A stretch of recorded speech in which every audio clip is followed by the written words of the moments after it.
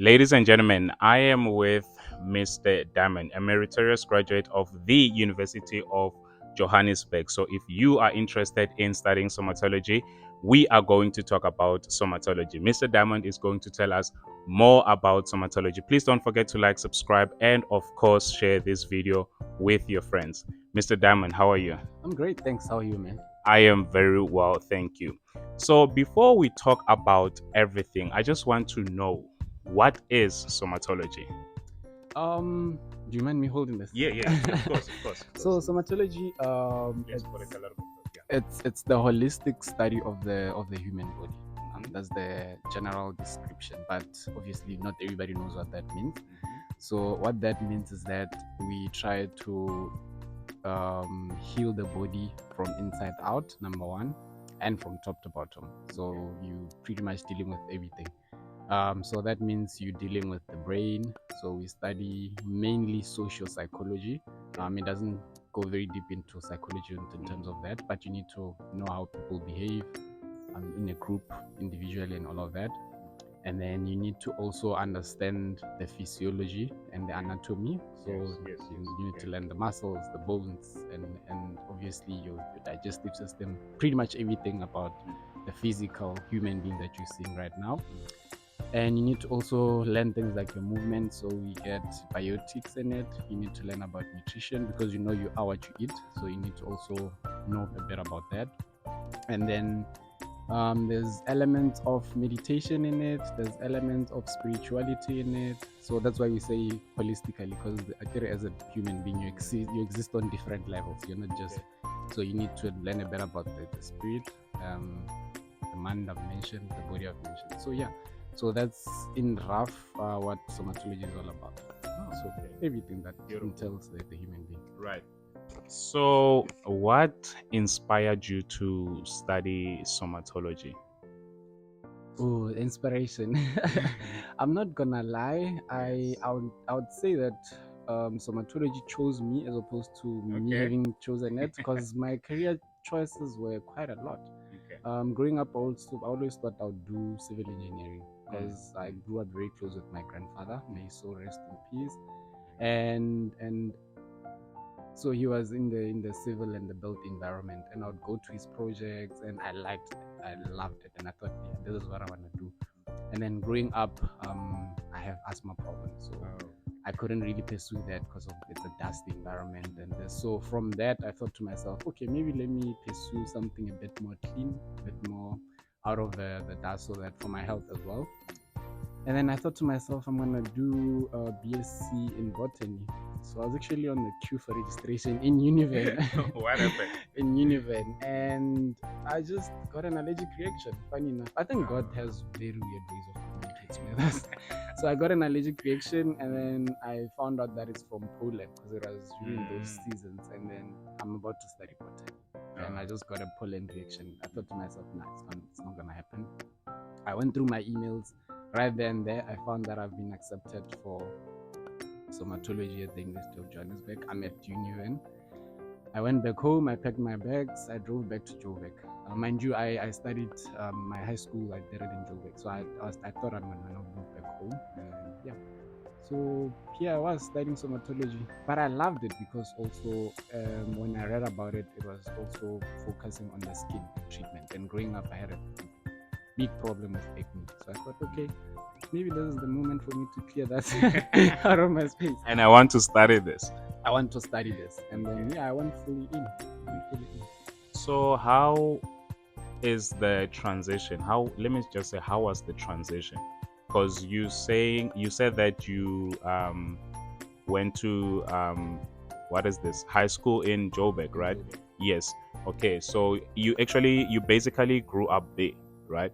So how's the transition there? Because Joburg is a busy city, and then now you are in the Kruger National Park. Actually, I would say that I grew up everywhere because I've been to three different primary schools and three different secondary schools. So I've been to six schools in my life before I even went to varsity. So I did live in Polokwane. I went to Northern Academy at some point. At some point, I went to the school in called Ramutla in Polokwane. I've lived in Social Movie at Metzing. And then in Joburg, I only moved there when I was doing grade 11. So I did grade 11 and 12 in Joburg. And then when I was when I was going for my first year, that's when I decided maybe I should move back home. So the moving part, it's always been my thing. Yeah. So why were you always moving around? Were you naughty or your parents were just moving around? No, it was not. It was not a matter of naughtiness. It was just my mom. I lived with my mom and my grandmother and my grandparents obviously for quite a lot. So now it was just that thing of trying to find, I would say, the perfect space for me to be raised in. And then single parents, they hustle quite a lot. So she would find a job this side, but she'd also wanna be with me. So she's like, okay, well, let's move there. And then yeah, so it was more parents than I've always been a good boy. I've never been a bad Right? so, Okay, yeah, that's good. So please give us a summary of your educational background, starting from high school, your stream, the subjects that you actually chose, and the transition, your first year in university, and all that. all right, so I did the science stream. So you need physical sciences, your life sciences, and I did geography as well. And so those are my major subjects in high school, with mathematics, obviously. And then in my first year of study, I did biotics. So my modules were in biotics, nutrition, human anatomy and physiology, physics, chemistry, communications. I think I had like 15 modules. There was makeup in it. There was waxing in it. I did waxing. And then there was massage practice. And then there was also cosmetic chemistry, if I'm not mistaken. Yeah, it was cosmetic. So chemistry and cosmetic chemistry were split into two. So yeah, my first year I had overall 15 modules, and then onto the second year I remember, I think there was one that was taken out. I can't quite remember. And then I had like 14, if not 13, but similar ones, just on a better level now. And then that's when I started doing my practicals as well. Started working with different companies part time. And then I remember my first company that I worked with was Health Impact. It's now called Health Impact Brand. Then it was Health Inside. And then it's a corporate wellness company in Randburg. And then third year, still the same modules, but then now we introduced your business practice in it, and on a third level, reflexology as well. And then yeah, so those are the main modules that I did until I completed my national diploma, which was in 2018, and then 2019 I started further on and did my BTech. So with my BTech, the few modules that fell off was your massage practices, your facial therapies, because that, I mean, I'm already practicing that. And then I took on a research methodology. And then actually, my research was based on personal branding, and I enjoyed it so much. I think, yeah. Why did you enjoy that one? Personal branding, because I feel like as a person I had gone through the journey of trying to find myself and moving around and all of that. And me personally, I at the moment I didn't really know who I am. Let me just put it like that. I didn't know who I am. I didn't know, because like now you make a friend now, 2 years down the line you move, you need to make another friend. And then you live in the city, you can't quite find your roots. And then yeah, so I've been moving around for so long, I never got a chance to actually sit down and be like, what is my brand? Who am I? Where am I going? Where am I coming from? Yes, I'm doing all of these things, I'm enjoying them, but how am I branding myself? So that research part of my studying, it groomed me quite a lot, I have to say. So, do you think that it is a good idea for one to deactivate their social media platforms before exams, and why?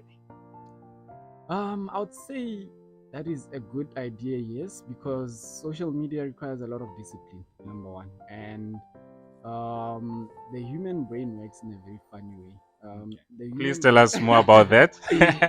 the human brain will automatically engage in what stimulates it the most. Okay. So if you're studying, for example, and you come across a difficult problem, ne, the human brain, the first thing it does is to try and avoid the problem. It's not Okay. to Oh, solve the problem. okay. It's try and avoid Okay. it first, because that's how it works. You try and avoid, And then if there's something else that is better than the problem, and then that's when you lose the focus, and then automatically, and then now you're onto something that you're enjoying.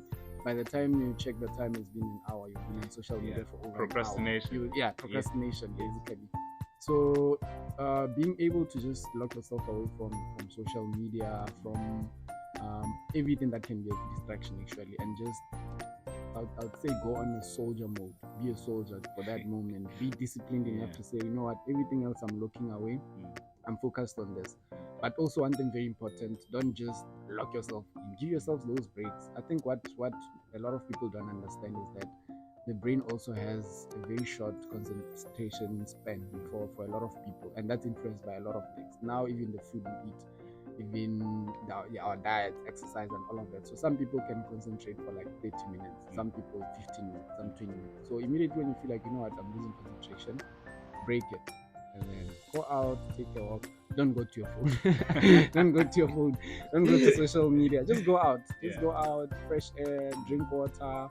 If you know that there's a chore you haven't done in the house, do the dishes. Dishes normally take 10-15 minutes. You're done with them.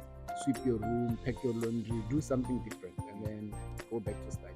I think that's one of the most practical things that I found. Yeah, nice one, nice one, nice one. So, what's that one thing that you enjoyed at university? Oh, hey. Okay. I enjoyed the friends I made in my third year of studying. I lived with a group of 6 guys. So we lived in a 7-bed apartment. We call each other the Waja Boys because Okay, why that name? yeah, oh, well, we call ourselves the Waja Boys because the owner of where we stayed was this Indian guy called Waja. He was a very, very cool guy. Very cool guy. And then, yeah, it was Waja's place. So, yeah, they're still my friends even now. So, that good. period in my life, I enjoyed quite a lot. I'm not going to lie. I'm not going to say what happened there. Okay. So, would you say like real friends are the ones that you make in high school or university? I would most definitely say, man, it's a difficult one. Because even in high school, the only difference is the level of maturity, you see. Because when you get to varsity, you find people that are a little bit more matured. But maturity also comes with the challenge of they might be a bit matured than you are and then influence you to do dumb things and then you ended up failing. So I would say real friends are the friends that encourage you to do better. And it might not be better than them. It's fine if people don't want you to do better than them, but if they want you to do better than yourself, those are your real friends. Because even my lifelong best friend is from high school. We met in grade 11. We're not friends then. And then in matric, I had bad friends in grade 11. I think I was probably going to fail in matric if I had not met Usmusi. So Swira, that's my boy, my best friend. He's actually a brother of mine. Yeah, that's good. Yeah, he's a brother of mine. I wouldn't even classify him as a friend anymore. But I met him in high school and he has been my friend throughout. Pushed me to study. And then on some days, like what I'm saying, breaks. His house was like maybe 20 minutes away from mine. So sometimes the break would be us deciding, let's change location, let's go study that side. And then we'll just pick up our bags and then we go study at his house. And then it gets too late, I sleep over. And then, but also the Waja boys, they played a very big role because when it was study time, I hope they watch this. The Waja boys. I shared with them for sure. The Waja boys. When it was study time, you'd walk into our apartment, you wouldn't tell the 7, maybe 8 people in there because everybody would be locked into study mode. Oh, the silence. Yeah, we would all be studying, and then some of us preferred studying with music, and then headphones on and everything, and then when it's party time, you would never tell that there's students in this place. When it's party time, we party. When it's so I would say you must also find your own space, a space that works for you. Because I've lived with other people before, but I never got that space that pushed me to do well. And then we'd brag to each other, hey, we're not studying the same thing, but we're like, hey, I had this exam, I did so well, I did so good. And then that bragging also pushes you to say, you know what, let me do better. So you need those kind of people in life. Okay, so did you have a bursary or you paid for yourself? On my first year of study, I paid for myself. Luckily enough, I had a bit of savings from my mom, and then I pushed the first year, but it was not enough to carry me through. So second and third year, that's when I now went with NSFAS. I applied for NSFAS. They granted me the bursary, and then I studied through that. And then BTech, they didn't fund my BTech, so I had to make a plan for the BTech. So first and last year, that's when I paid for myself, and then the 2 years in between, NSFAS funded. So please tell us more about the challenges that you have encountered and how you managed to overcome them. The biggest challenge, I would say, information. That was the first biggest challenge that I had, because you get to varsity. Now, when I went to UJ, I think it was my second time in Joburg overall, the city, because I lived in Springs. It's out of the city. It's in Joburg East. So now it's my first time in the city, and then I know there's multiple campuses of UJ. There's DFC, there's APK, there's the other ones, and then now I needed to move from DFC to APK to have my registration done and get my student card and all of that. I just know it's in town, and then I don't know where I'm getting taxis for that. I don't even know that there's a student bus for that. That's like my first few days, and I'm alone. I went there by myself. And then I was still a very young boy, man. I feel like when you're still 18, 19, you're still very young to be. You need someone by your side. I think if parents watch this, if you can, either go with your kid or send someone with your kid. It's to very university. difficult. On their first week, until maybe they've registered, they know where they're gonna stay, they know the traveling systems and all of that. And then once you feel like okay, now they're settled in, you can let them be, but for as much as possible, assist them, help them. And then so I walked from DFC to APK. It's like probably an hour walk, and then I had to walk back because I didn't know where to catch the taxis. And it's in the middle of the city. I'm using GPS. I'm hiding my phone. I'm just looking. I'm checking. Why were you hiding your phone? What did they tell you? No, no. Joburg is rough. Joburg is a very rough place. So I knew I had to be safe, and I was choosing streets also. The GPS would be like, take this street, and I look at it and I'm like, nah, I'm not going there. Deter. And then, so it took me a long time to move from DFC to APK, and then I got there. It's a big university. And then they tell you on that thing, you need to do a student card at building this, building that, and then you go there. And you don't know the building. You get lost. You get lost quite a lot. And then so those were the few challenges in obviously getting to be a student at UJ.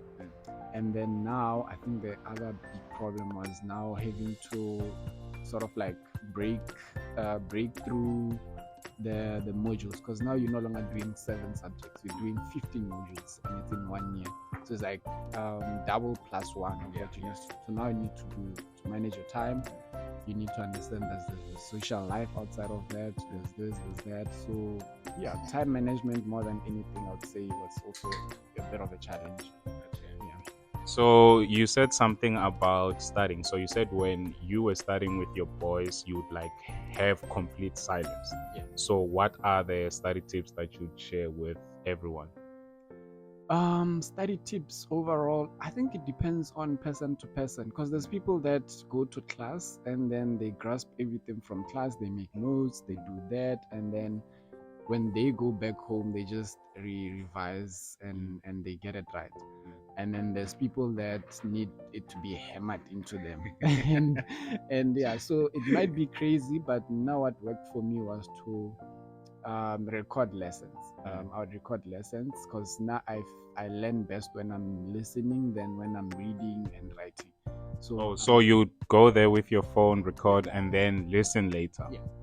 So I would record. Back then we didn't have this thing of recorded lessons, because now they pre-recorded. You can do distant learning. We didn't have that, so I would have to actually physically record that lesson, and then I get to my place, put on my headphones. I would listen to the lecture. I would just I would say turn into my meditation mode and just listen to that thing over and over and over again while looking at the book. So that's what worked for me. and also to look at exactly what is, because the textbook is quite big and some of the information there, it's there to make the content make sense. It's not really important.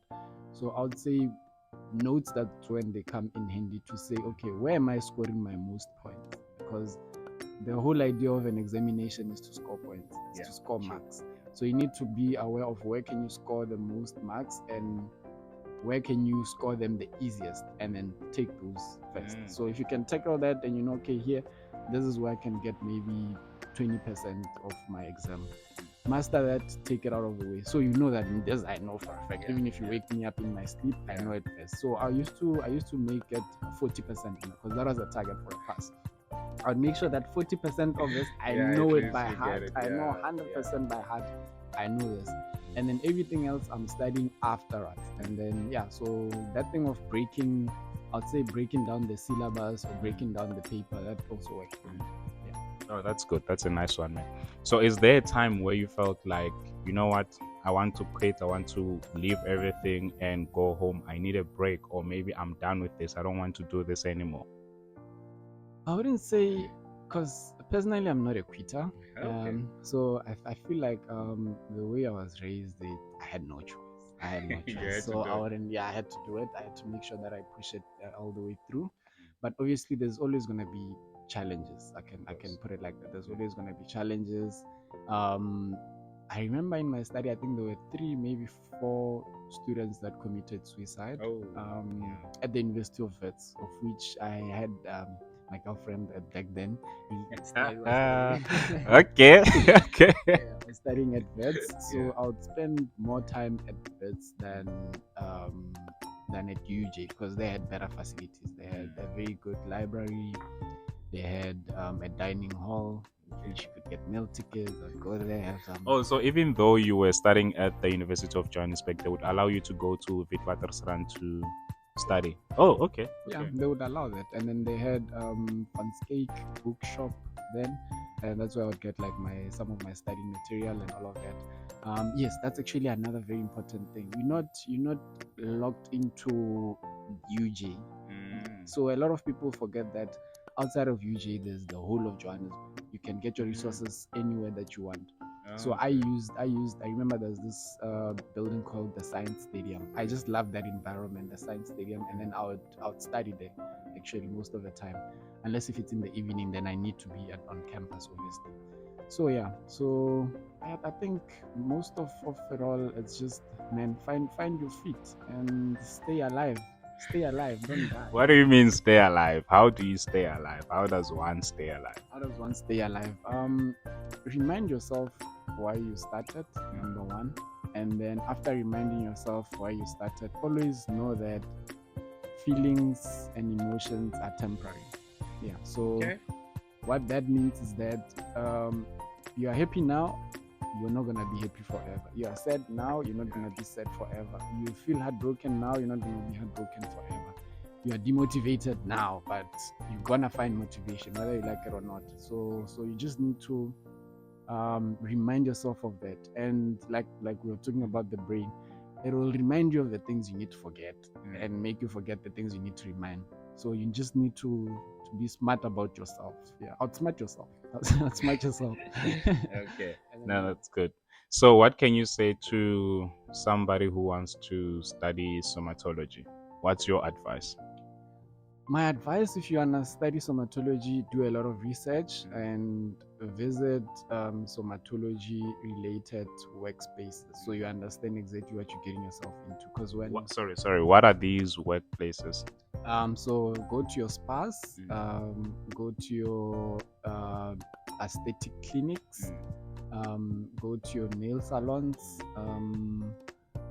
visit multiple lodges and hotels and all of that, because all these different environments, they're actually different. A spa here in the Kruger is not the same as a spa in Joburg. It's not the same as a spa somewhere else. So the principles and everything, the treatments might be similar, but visit these spaces, just see how do they people do, all of those things. So, what do you say when you get there? Do you just say, I'm interested in studying somatology, and then you just shadow someone, or you just ask to like sit there and watch? You can ask to just sit there and watch, and then you can also ask questions from the therapist. Most of I think the most knowledge you'd get from therapists, because I'm not gonna lie, after you've studied somatology, practically you might use 30% of the knowledge that you acquire in varsity, right? Okay. On a day-to-day basis, you might use that. But there's gonna be that one day where you need your full-on knowledge. So and outside of that, you still gonna learn way more than you learn in varsity. I think the industry itself, you learn more of it once you are part of it.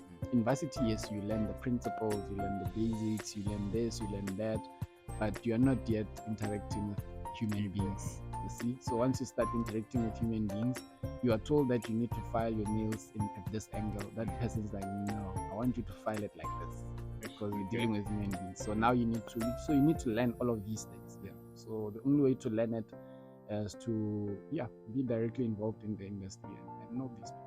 So it's highly possible that the practical part might surpass the theory part. Speaking of somatology, because you said you might only apply 30% of the knowledge in the working place. Yes, so the practical part definitely surpasses the theory part of it. And another thing is that I would say that the theory part of things, actually, you need it more to just know, right? To know like how the human, where the muscle is and everything, positioning and all that. But everything else is it's physical, because we are in the business of touch, basically. So yeah, I mean, everything is physical. So speaking of the muscles and massaging somebody, so let's say it's you have different types of massages, right? So there's the I only know the full body massage. So what do you actually do? Is it that one only, or maybe there are other things?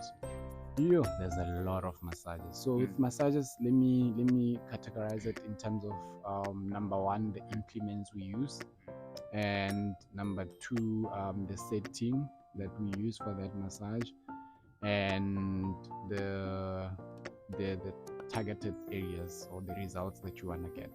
So we have, for example, hot stones. So that on its own, it's a treatment. As much as Wait, sorry. So with the hot stones, I've watched videos about that, but like, how hot are the stones?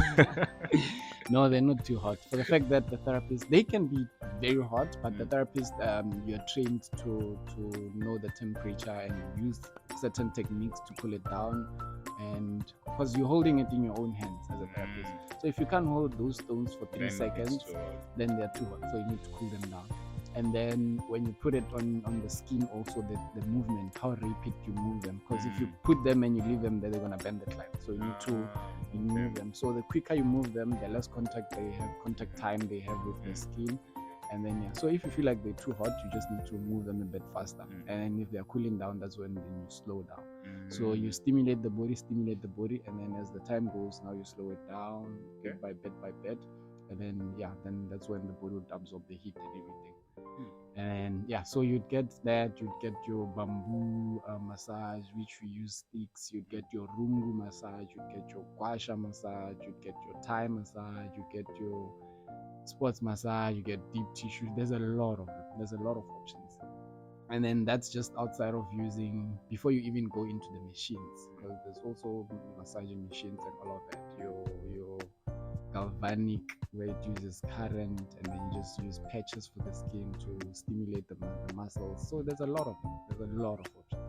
So when you massage somebody, obviously you're gonna play music, right? So do they choose the genre, or maybe you just play anything that's gonna help them relax? They don't choose the genre. Actually reminding me of a very funny moment right now. So in my my very first massage practical, I remember the lecturer was Dr. Kumalo. This lady, very strict, and then she says to me, Diamond, can you play some music for us so we can start the session? I played Black Coffee, man. I'm telling you. I think the song was in Kondloga Mashimane from this album Pieces of Me. There's an album called I loved that album. And then it came out during that time. And then I played Black Coffee.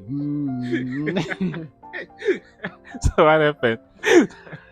No, she's just like, Diamond, are you crazy? I'm like, man, you thought I must be music. Yeah. You see? Yeah, And so they say, it was quite funny. But then yeah, back to your question, the music it's picked by the therapist, mm, and in every music that you play has to go with the rhythm of the treatment, obviously. So it has to be on a certain tempo.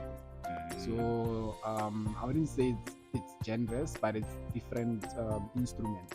So you get harps, you get piano, you get this, you get that, but the tempo has to be the same so that you don't overstimulate your guests. You don't want your guests dancing on the bed. So with black coffee, they'll definitely dance. So yeah, that's when it makes sense. yeah, so there are a lot of things in somatology. So you basically need to be to know your science. You have to know what is this? Your music as well. Do they also teach you about the music?